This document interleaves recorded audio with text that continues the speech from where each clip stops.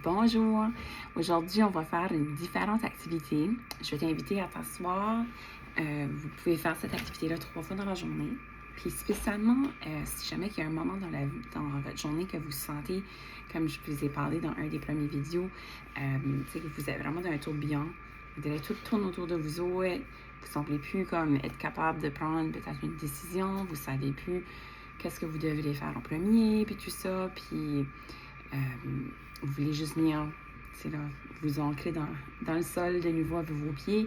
Pour ça que je vous invite à vous asseoir, fermez vos yeux, puis ensuite de commencer à juste être ouverte, vos oreilles en particulier, à différents sons.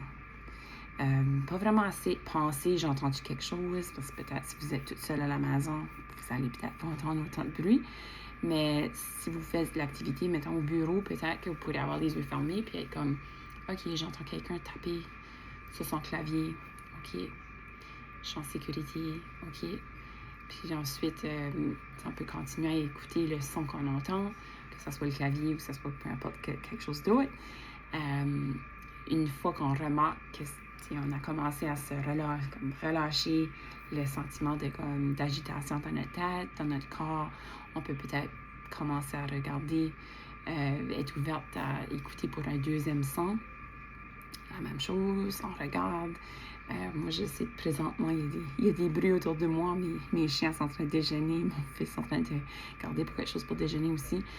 Donc, j'entends des petits bruits de ce côté-là. Puis, par la suite, c'est ça, je pourrais me rendre à un troisième bruit. J'ai la laveuse présentement qui est en train de laver mon linge. Ça fait que j'entends ça, j'entends la sécheuse aussi. Ça fait tout dépendamment de quel temps de la journée, puis où est-ce que vous allez être, puis vous allez avoir des différentes expériences. Peut-être le bruit va pouvoir vous calmer plus facilement. Peut-être le bruit, vous n'allez pas l'aimer. Peut-être vous allez vouloir vous lever puis aller dans un autre endroit. Puis c'est pour ça aussi, ça pourrait être une activité, tu sais, des fois quand ils disent qu'on vient vraiment agiter, spécialement, tu sais, si, je sais pas, je suis en train de penser si mes enfants étaient plus petits, tu sais, s'ils avaient fait quelque chose, je sais pas, fait tomber quelque chose à terre ou peu importe, j'imaginais vraiment que comme je me sentais que j'allais comme, tu sais, le verre d'eau allait déborder, mais c'est pour ça qu'ils nous conseillent des fois d'aller, tu sais, d'un autre endroit, puis d'une autre chambre, puis dire, OK, comme, je vais juste me calmer. Puis cette activité ici, je pense, selon moi, ça me ferait le même style d'impression dans mon corps de comme, OK, je vais juste me fermer les yeux, je m'assois, qu'est-ce qui se passe autour de moi. Puis on dirait, d'arrêter de penser à qu'est-ce qui se passait, le tourbillon, puis l'agitation intérieure, mais revenir, c'est ça, d'un moment présent en pensant, vraiment à rien, mais en étant ouverte à découvrir 3 différents bruits à ce moment-là qui se passent comme autour de nous.